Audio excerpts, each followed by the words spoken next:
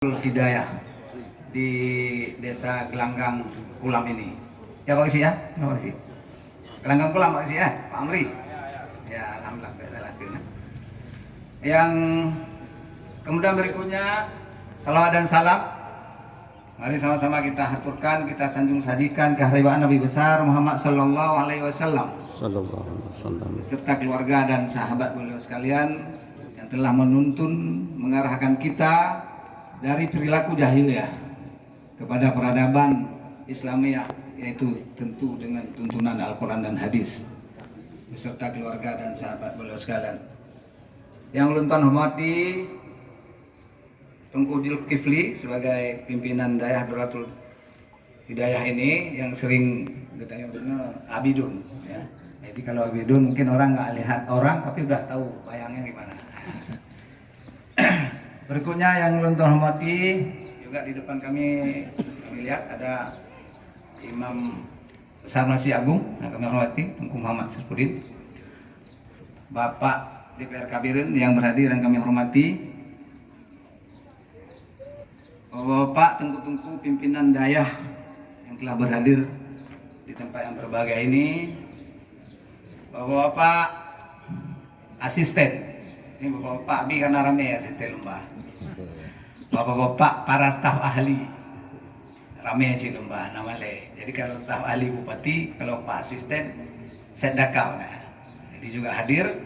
Juga ulun hormati bapak-bapak kepala dinas atau sering disebut dengan kepala SKPK, Satuan Kerja Perangkat Kabupaten, disingkat SKPK atau yang populer kan kepala dinas, kepala badan, kepala kantor, juga kepala bagian. Tentu juga bersama kita hadir pimpinan wilayah Kecamatan Kota Juang, di mana pesantren ini masuk Kecamatan Kota Juang. Bapak Camat hadir bersama kami. Bapak Forkopimcam Kecamatan Kota Juang yang tidak kami sebut satu persatu.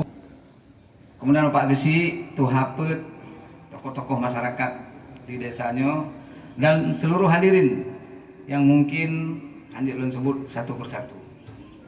Bapak-bapak Tengku sekalian yang berbahagia, sebelum kami kirim salam Bapak Bupati dengan lafaz Assalamualaikum warahmatullahi wabarakatuh. Waalaikumsalam warahmatullahi. Ada pesan khusus Habib Pak Bupati, nekun khusus salam dulu karena beliau sedang berada di Jakarta. Jadi mungkin jadwal yang nggak bisa ditunda ya.